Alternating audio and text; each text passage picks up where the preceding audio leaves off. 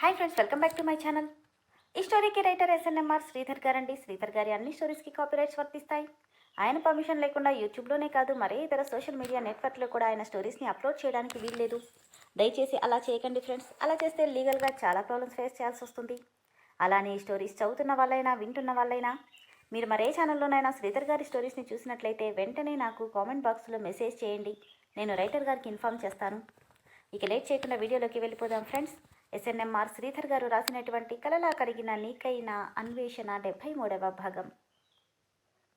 నీకు ఇంట్లో బయట అన్ని చోట్ల మనశ్శాంతి అనేది లేకుండా చేస్తాను. ఆ మనశ్శాంతి నీకు దూరం చేశానని నాకు అనిపించిన రోజున నా బాబుని తీసుకుని శాశ్వతంగా నీ నుండి దూరంగా వెళ్ళిపోతానని చెప్పి వెళ్ళిపోయింది సిరి. ఎలా ఈ అమ్మాయిని మార్చుకోవడం? ఎంత చెప్పినా తన మొండి పట్టుదల తనదే కానీ నన్ను అసలు అర్థం చేసుకోదే అనుకుని బాధపడ్డాడు సూర్య. పురుషోత్తం ఇచ్చిన ఫైల్ని స్టడీ చేస్తున్నాడు సూర్య. డ్రెస్సింగ్ రూమ్ నుండి బయటకు వచ్చింది సిరి. ఏంటి సూర్య, ఎప్పుడు డ్యూటీయేనా? నన్ను అసలు పట్టించుకోవా అనడంతో తల తిప్పి చూసిన సూర్యకి మెరూన్ కలర్ బేబీ డాల్ డ్రెస్లో కళ్ళు చెదిరే మేకప్తో వంపు సొంపులు స్పష్టంగా కనిపిస్తుంటే ఒక్క క్షణం షాక్ అయినా మళ్ళీ వెంటనే అతని పెదవుల మీద చిరునవ్వు వచ్చేసి మళ్ళీ ఫైల్లో తలపెట్టేశాడు. ఏంటి సూర్య, నీకోసం ఇంత అందంగా రెడీ అయితే ఫైల్ చూసుకుంటున్నావు? నాకు నీకంటే వర్కే ఇంపార్టెంట్లే. అవునా? అదేంటి అప్పుడు నాతో నీ తర్వాతే ఏదైనా అన్నావు? అంటే అది అబద్ధమా అని కోపంగా అడిగింది. కాదు, ఎప్పుడు నువ్వే ఇంపార్టెంట్, బట్ ఇప్పుడు మాత్రం వర్కే ఇంపార్టెంట్. ఎవ్వరికీ దొరకకుండా ఆన్సర్ చెప్పడం నీకు బాగా అలవాటు కదా. నాకెవ్వరిని నొప్పించడం ఇష్టం లేదు బంగారం, ముఖ్యంగా నిన్ను. ఎవరిని నొప్పించవులే, నిజమే, నన్నైతే అసలే నొప్పించావు, కానీ నా శరీరాన్ని నొప్పిస్తావు కదా అని కోపంగా అడగగానే విసుగ్గా సిరి అతని వైపుకొచ్చి చేతిలో ఫైల్ పక్కన పడేసి అతడి ఒళ్ళో కూర్చొని నిజమే కదా సూర్య అంటూ అతని మెడ చుట్టూ చేతులు హారంగా వేసి గోముగా, యాక్చువల్గా నీకోసమే ఈరోజు ఇంత అందంగా రెడీ అయ్యాను. చూడు ఎలా ఉన్నాను, నీకు నచ్చేలా ఉన్నానా? ఆ రోజు చీకట్లో అసలు సరిగా చూసావో లేదో, ఇప్పుడు చూడు అన్నీ కనిపిస్తాయి అంటుంటే నవ్వుతూ ఆమెని పక్కకు జరిపేసి కిందకి దిగి వెళ్తుంటే, ఏంటి మూడొస్తుందా, నా వైపు కూడా చూడకుండా వెళ్ళిపోతున్నావంది. ఒక్క మాట కూడా మాట్లాడకుండా బాల్కనీలోకి వెళ్ళి శూన్యాన్ని చూస్తూ నిలబడ్డాడు సూర్య. అతన్ని చూస్తుంటే ఉక్రోషం తన్నుకొస్తుంటే అతన్ని వెనక నుండి హక్ చేసుకుని, ఏంటి సూర్య బంగారం, నీకోసం వస్తే ఇలా వదిలేసి వెళ్ళిపోతున్నావు? ఏంటి మాట్లాడవు? నిన్నే సూర్య, మాట్లాడవేంటి? ఏం మాట్లాడాలి? నువ్వు కావాలని నన్ను రెచ్చగొట్టడానికి ఇలా చేస్తున్నావని నాకు బాగా తెలుసు. పర్వాలేదు, నన్ను బాగానే ఎస్టిమేట్ చేస్తున్నావు.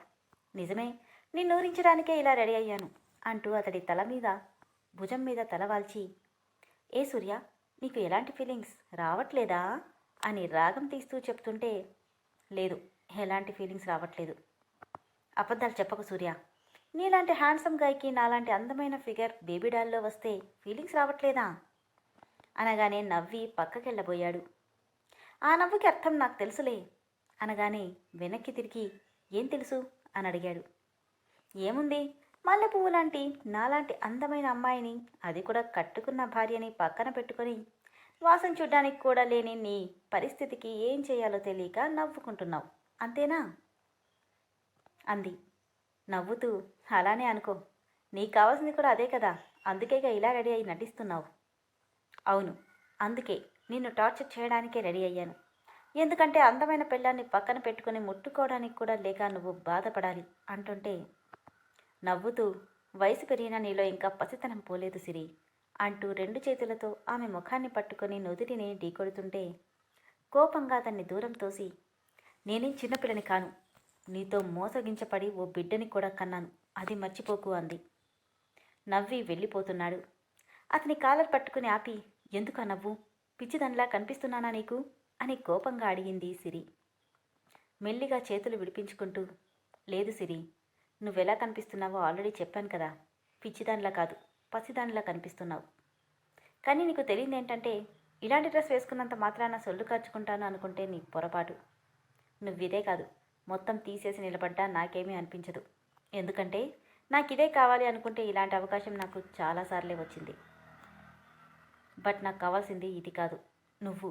అది కూడా ఇలా కాదు, నన్ను అర్థం చేసుకొని నేను చేసిన తప్పుని క్షమించే సిరి నాకు కావాలి. అంతవరకు ఎంత టైం అయినా నువ్వెలాంటి టార్చర్ పెట్టినా భరిస్తాను, ఓకేనా అంటూ నుదుటి మీద ముద్దు పెట్టి నవ్వుతూ 2 అడుగులు వేసి మళ్ళీ వెనక్కు తిరిగాడు సూర్య. కానీ ఒకటి గుర్తుపెట్టుకో సిరి, నన్ను బాధ పెట్టబోయి నువ్వు బాధపడకు, అలానే నీ క్యారెక్టర్ని తక్కువ చేసుకోకు. గుడ్ నైట్ అని చెప్పి వెళ్ళిపోయాడు. కోపం ఉక్రోషం కలిపి వస్తుంటే పక్కనే ఉన్న పూల కుండీలన్నీ విసిరి కొట్టి అక్కడే ఏడుస్తూ కూర్చుండిపోయింది సిరి. ఎప్పుడో మిడ్-నైట్ లోపలికి వచ్చిన సూర్య సిరి రూమ్లో లేకపోవడం చూసి బాల్కనీలోకి వెళ్ళి చూశాడు. ఏడ్చి ఏడ్చి అక్కడే సొమ్మసిల్లి పడిపోయి ఉంది. ఫాస్ట్గా తనని 2 చేతులతో లిఫ్ట్ చేసి బాబు పక్కనే పడుకోబెట్టాడు. అసలే బేబీ డాల్ డ్రెస్ చిందరవందరగా అయిపోయి ఇంకా అసహ్యంగా కనిపిస్తుంటే తన మెడ వరకు బ్లాంకెట్ కలిపి తల మీద నిమురుతూ, ఏంటి సిరి ఇది, నన్ను బాధ పెట్టబోయి నీకు నువ్వే శిక్ష వేసుకుంటున్నావు. నిన్నిలానే వదిలేయలేను, ఏదో ఒకటి చెయ్యాలి, కానీ ఎలా, నీకెలా నచ్చ చెప్పాలి అని ఆలోచిస్తూ ఆ రాత్రంతా ఆమె చేయి పట్టుకొని అలానే ఉండిపోయాడు సూర్య. సిరి రెడీనా అంటూ వచ్చాడు పురుషోత్తం గారి ఫంక్షన్కి రెడీ అయిన సూర్య. ఆ సూర్య, నేను కన్నయ్య ఇద్దరం రెడీ అయిపోయాం అంటూ సిరి రాగానే పింక్ కలర్ శారీలో అందంగా రెడీ అయిన సిరి నుండి చీపు తిప్పుకోలేకపోయాడు సూర్య. ఏంటి అలా చూస్తున్నావు, చాలా అందంగా ఉన్నావు. నిన్న రాత్రేగా ఎలా ఉన్నా నాకే ఫీలింగ్స్ రావు అన్నావు, మరి ఇదేంటో. నువ్వు అనుకున్న ఫీలింగ్కి ఈ ఫీలింగ్కి చాలా తేడా ఉంది సిరి. ఏంటో అంత తేడా. ఏంటంటే ఇది ఆరాధన, నువ్వు అనుకునేది వ్యామోహం. నా దృష్టిలో 2 ఒకటే. 2 ఏళ్ల క్రితం వ్యామోహంలో నా జీవితంతో ఆడుకున్నావు. ఇప్పుడు నేను మీ నాన్న స్నేహితుడి కూతుర్నని తెలియగానే తప్పించుకోవడానికి ప్రేమ అంటున్నావు. అన్ని నాటకాలే. చెప్పానుగా సిరి, నువ్వు నా మాట విన్నంత వరకు ఇదే ఆలోచనలో ఉంటావు. పార్టీకి టైం అవుతుంది, ఇక బయలుదేద్దామా అంటూనే బయటికి నడిచాడు సూర్య. హలో సార్, హలో మేడం, ఎలా ఉన్నారు అని నవ్వుతూ పలకరించాడు డీసీపీ పురుషోత్తం దంపతులని సూర్య. రావయ్య సూర్య, ఎలా ఉన్నావు అంది ఆ పురుషోత్తం భార్య. బాగున్నాం మేడం. ఈ అమ్మాయేనా మీ ఆవిడ? అవును మేడం, తన పేరు సిరి అనగానే నమస్తే అండి అంది సిరి. నమస్తే అమ్మా, నాకు కొంచెం హెల్త్ బాలేక మీ పెళ్ళికి రాలేకపోయాను. అయ్యో పర్వాలేదు మేడం, దాందేముంది, ఇప్పుడు పరిచయం చేసుకున్నాం కదా, నో ప్రాబ్లం అని నవ్వుతుంటే, సూర్య మీ ఆవిడ నాకు బాగా నచ్చింది, చాలా బాగా కలిసిపోతుంది అనగానే నవ్వి ఊరుకున్నాడు సూర్య. కన్నయ్య చూసావా ఆంటీ నన్ను ఏమంటున్నారు? అవును సూర్య, ఈ బాబెవరు, మొన్న పెళ్లిలో కూడా మీ ఇద్దరు విన్ని వదలనే లేదు అని డౌట్గా అడిగాడు పురుషోత్తం. కొంచెం ఇబ్బందిగా, సార్ అది ఆ బాబు అని సూర్య ఏదో చెప్పబోతుంటే సిరి కల్పించుకొని, ఈ బాబు ఎవరో కాదు సార్, మా బాబే అన్నాడు. అందరూ షాక్ అయి, మీ బాబా?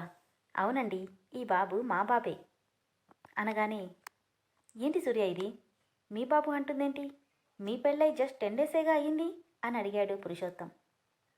సిరి మనసులో, ఇప్పుడు ఎలా తప్పించుకుంటావు సూర్య అనుకొని, ఎందుకు సూర్య అంత ఇబ్బంది పడుతున్నావు, నువ్వు టెన్షన్ పడకు, నేను చెప్తానుగా అని, అవును సార్, ఈ బాబు మా బాబే, మా పరిచయం 5 నెలలే అయినా 2 ఏళ్ల క్రితమే మేమిద్దరం అంటూ సిగ్గుపడుతూ చెప్తుంటే అందరూ సూర్య వైపు చాలా వింతగా చూస్తూ ఉన్నారు. దాంతో చాలా అంబాసిడర్గా అనిపిస్తుంది సూర్యకి. సిరికి చాలు అంటూ ఆమెను ఆపబోయాడు సూర్య. ఏంటి సూర్య అలా అంటావు, వీళ్ళంతా నీ డిపార్ట్మెంట్ వాళ్లే కదా, అందరికీ తెలియద్దా, లేదంటే బాబు పెద్దయ్యాక అందరూ తలో మాట అనుకుంటారు, నువ్వాగు నీకేం తెలీదు అంటూనే, మేడం 2 ఏళ్ల క్రితం గోవాలో మా ఆయన నన్ను బీచ్ దగ్గర అంటుంటే సూర్య కోపంగా, సిరి ఇక చాలు, ముందు ఇక నుండి పద అంటూనే ఆమె చెయ్యి పట్టుకుని లాక్కెళ్ళబోయాడు. సూర్య ఏంటిదంతా, ఆ బాబు నిజంగానే మీ బాబా అని అడిగాడు పురుషోత్తం. అది సార్. ఏంటి సూర్య, సార్ అడుగుతున్నారుగా, నిజం చెప్పకుండా అలా నాంచుతావేంటి? షడప్ సిరి, కాసేపు నువ్వు నోరు మూసుకో అన్నాడు సూర్య. సరేలే నీ ఇష్టం, నువ్వేదంటే అదే. మేడం సూర్య చెప్పిందే నిజం, అది అబద్ధమైనా సరే అదే నిజం. 2 ఏళ్ల క్రితం ఏమీ జరగలేదు, గోవా బీచ్లో అసలు సూర్య నన్నేమీ చేయలేదు అంటుంటే అప్పటికే చుట్టూ ఉన్న వాళ్ళంతా చెవులు కొరుక్కుంటున్నారు. వాళ్ళ గుసగుసలు సూర్యకి వినపడుతూనే ఉన్నాయి. ఏదో జరిగినట్టుందిలే. అవునవును, పెళ్లికి ముందే అన్నీ అయిపోయినట్టున్నాయి. అంతే, ఎంతైనా డబ్బున్న వాళ్ళ విషయాలు బయటకొస్తాయా ఏంటి అన్న మాటలు వినబడుతుంటే చాలా అసహ్యంగా అనిపించింది సూర్యకి. కోపంగా, ఎక్స్క్యూజ్ మీ ఆల్, మీ గాసిప్స్ కొంచెం ఆపితే నేను చెప్పేది వింటారా అని. Yes yes, she my wife and he my son. మేము 2 years నుండి లివింగ్ రిలేషన్లో ఉన్నాం. అది చెప్పుకోవడానికి నేను సిగ్గుపడట్లేదు. Because now we are wife and husband and parents also. ఇందులో మీకు ఎలాంటి డౌటు లేదు అని. ఓకే సార్, నేను ఇక బయలుదేరుతాను. మార్నింగ్ మిమ్మల్ని కలుస్తానన్నాడు. అదేంటి సూర్య, పార్టీ ఇంకా స్టార్ట్ అవ్వనే లేదు, అప్పుడే వెళ్ళిపోదామా అని సిరి రాగం తీస్తుంటే, నోరు మూసుకొని పద అంటూ ఆమె చేయి పట్టుకొని లాక్కెళ్ళినట్టే తీసుకెళ్ళిపోయాడు సూర్య. ఇంటికెళ్ళగానే, నీకేమైనా పిచ్చి పట్టిందా సిరి? ఏం చేస్తున్నావో తెలిసే చేస్తున్నావా? అమాయకంగా ముఖం పెట్టి, నేనేం చేశాను సూర్య, మన ఇద్దరి మధ్య జరిగిందే కదా చెప్పబోయాను. నువ్వు సాధించాలనుకొని నిన్ను నువ్వు చీప్ చేసుకుంటున్నావు సిరి. ఆ విషయం అర్థమవుతుందా నీకు అసలు? అంటే ఏంటి, బాబు నీ కొడుకుని అందరి ముందు చెప్పుకోవడానికి మనసొప్పట్లేదా? నేను అలా అనలేదు సిరి. ఇంకెలా అన్నావు? నువ్వు చేసిన పని తెలిస్తే అందరూ నిన్ను చీకొడతారనా? లివింగ్ రిలేషన్ అంటూ అబద్ధాలు చెప్పావు. అబద్ధం చెప్పింది అందరికీ భయపడి కాదు. నా వల్ల జరిగింది చిన్న తప్పు కాదని నాకు తెలుసు. ఇప్పుడేదో దాని గురించి చెప్పడం మొదలు పెడితే చెప్పడానికి నీకెలా ఉందో కానీ వినడానికి మాత్రం అసహ్యంగా ఉంది. అందుకని చెప్పలేదు అని కోపంగా చెప్పాడు సూర్య. అంత చెప్పుకోలేని వాడివి ఎందుకు తీసుకొచ్చావు వీణ్ణి? ఇలా అందరి ముందు అనాథలా చెప్పడానికా? అలా చెప్పేవాడిని అయితే ఇప్పుడు అందరి ముందు వాడు నా కొడుకని ఒప్పుకోను. బట్ నేను చెప్పేది అది కాదు. అందరి ముందు మన పర్సనల్ విషయాలు, అది కూడా ఇలాంటి విషయాలు చెప్పడం కరెక్ట్ కాదు. ఏ చెప్తే నువ్వు చేసిన వెధవ పనికి అందరూ నిన్ను చీకొడతారనా? అవును, అందుకే వద్దంటున్నా. ఇప్పుడేమంటావు అనగానే నవ్వుతూ, ఏమంటాను, నువ్వు బాధపడ్డమే కదా నాకు కావాల్సింది. అందుకే నువ్వు వద్దన్న పనే చేస్తాను అని విసురుగా చెప్పి వెళ్ళిపోయింది సిరి.